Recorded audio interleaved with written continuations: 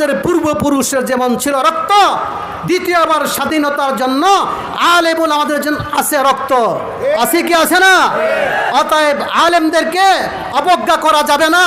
আলেমদেরকে মৌলবাদ বলে যারা গালি দিবে তাদের বিচারে বাংলার মাটিতে হবে।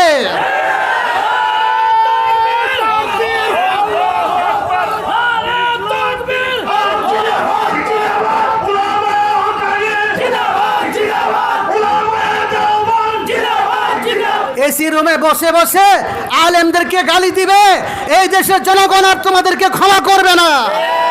সেই দিন শেষ হয়েছে। আলেমরা রক্ত দিয়েছে, তোমরা এসি রুমে বসে বসে আরাম আনন্দ করো।